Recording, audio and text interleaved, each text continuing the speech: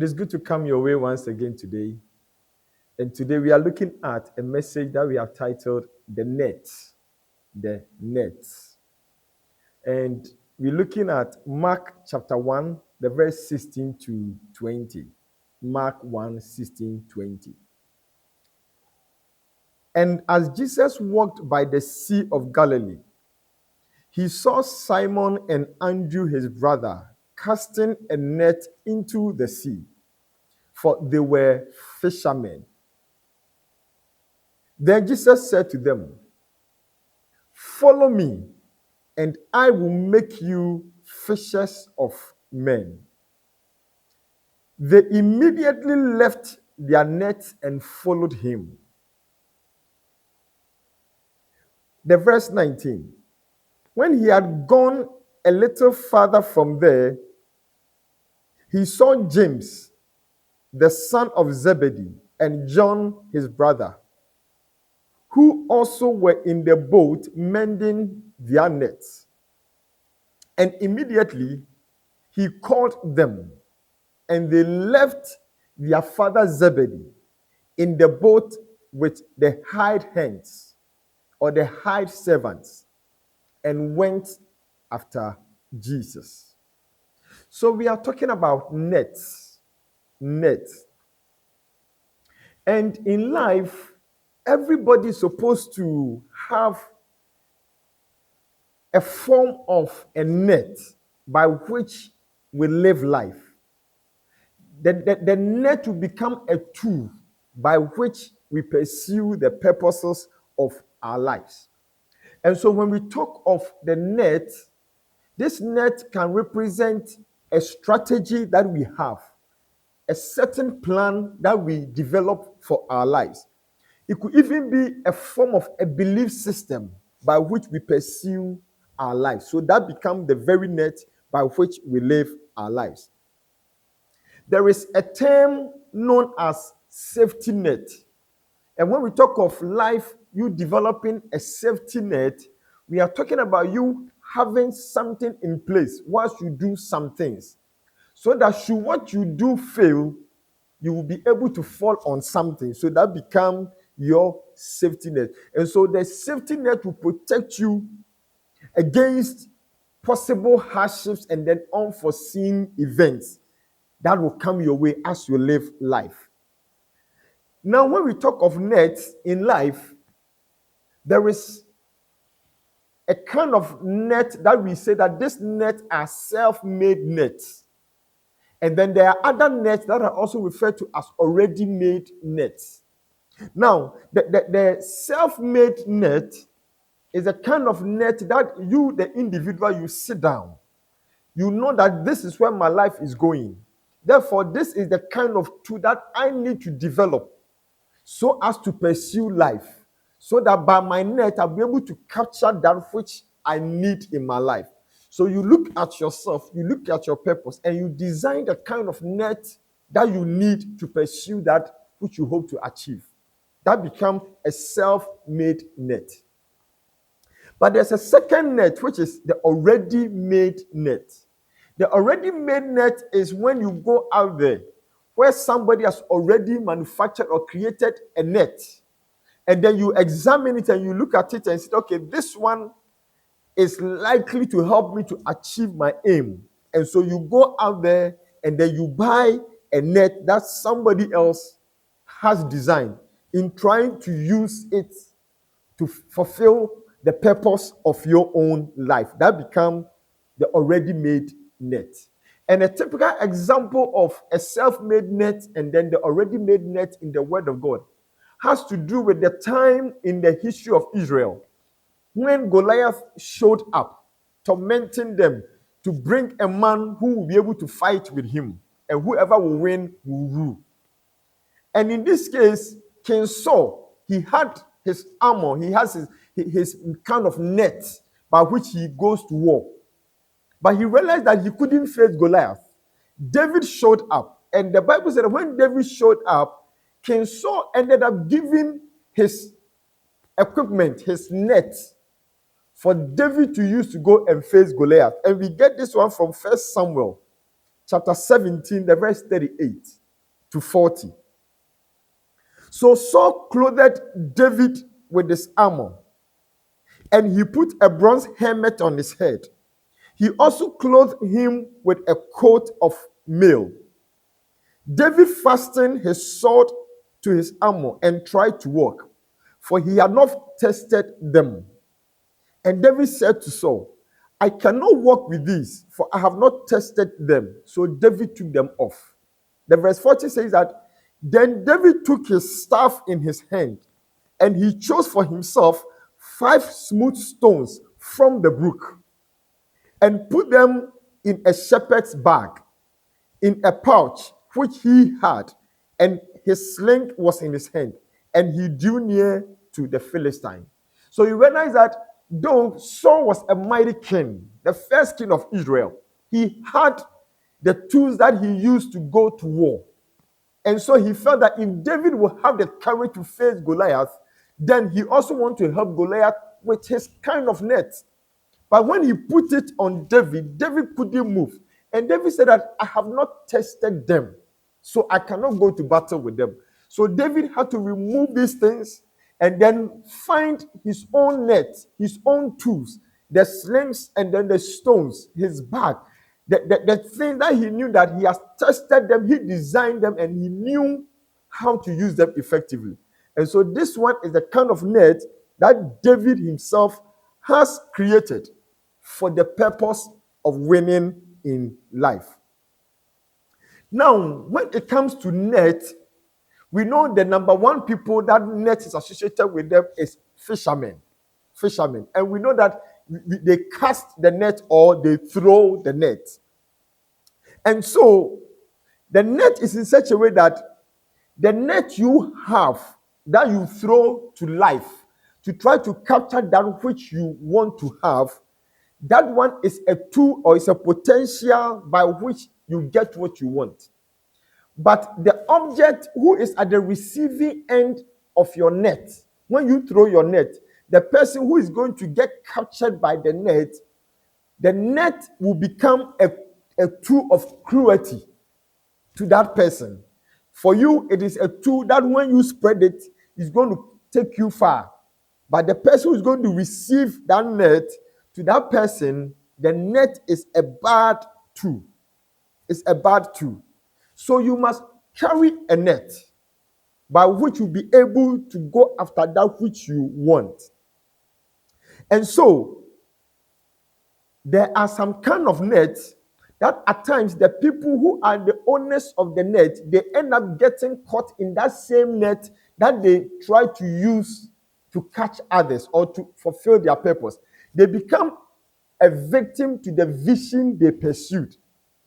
There are fathers who have gone ahead of us who carried certain types of nets that they cast into life, and then the children at the long run became the victims of the net that the fathers threw. As the Bible tells us that the fathers has eaten sour grapes, and the children's teeth can be set on edge. And so as you also go after life, be careful of the net you have and how you throw it, so that your leg will not get caught in the net you throw. For example, people may go to school, and the kind of courses we spend years to pursue, I don't know, they can become the very net that will hold our legs so that we are not able to make gains in life. So be careful how you throw your net so that you don't become a victim of your own net. And then there are people who also spend time pursuing certain types of business. They give it all their attention.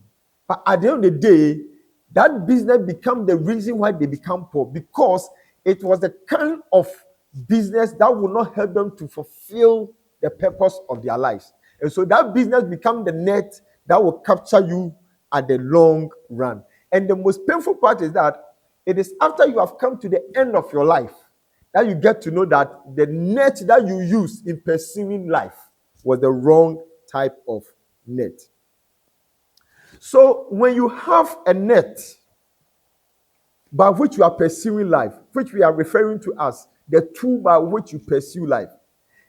In the course of time, wisdom demands that you put a hold on yourself and then ask yourself, question yourself, demand from yourself whether so far the kind of net you are using to pursue the kind of purpose you have, is it the right net? Are you likely to achieve the right results so that while there is time, you can begin to work on your net, whether it needs to be changed, whether it needs to be mended, whatever that needs to be done, you should be able to do it whilst you still have time, so that you don't come to the end before you realize that all along you have used the wrong kind of net. So now, we want to find out why people hang on to wrong nets. When Jesus met these people, they were fishermen having their nets, and the net seems to have a certain problem, but they've held on. They held on to this net for a long period. Long period. So why do people hang on to their nets when it is not giving them the results? Because when Peter met Jesus, he admitted that we have toiled the whole night, but we have caught nothing. Is it possible that the kind of net that was being used had a problem, and therefore God will have to intervene before that net can work? And so, what creates the problem that people hang on to nets that are not bringing the right results? At times, it could even be a person in your life who is not helping you to achieve that which God has asked you to do. And yet, for sentimental reasons, emotional thinking, we end up holding on to dysfunctional people. So why do we do that? The first reason why people hang on to nets that are not helping them is comparison, or the wrong comparison. The wrong comparison. What is happening is this. Maybe you have a net that have defects. But at the time when you compare yourself to somebody who doesn't have a net at all, then you come to conclusion that, well, comparing myself with this person, it's better I hold on to this net, though this net is not good. But there's somebody I'm looking at who doesn't have a net at all. And so because of that, you are forced to hold on to your net, even though it is not helping you. It is not helping you. And then the other reason why people also hold on to faulty nets is ignorance. Ignorance. When you come to a point in your life where you think that all that I have is all there is to have. I have this net, and all there is this net. Apart from this net, there's no other. Mine is the best. Mine is special. As long as you live like that, you will use the wrong tool all your life. Every day, new things are coming. New ideas are coming. Be open up to God to lead you, to come up with modern innovations for modern challenges. Even if the tool you have is an old one, you should be able to find a way to modernize it to see the current challenges of life. So don't come to a point where you become ignorant. Even when it comes to our walk with God, God, He is the Alpha Omega.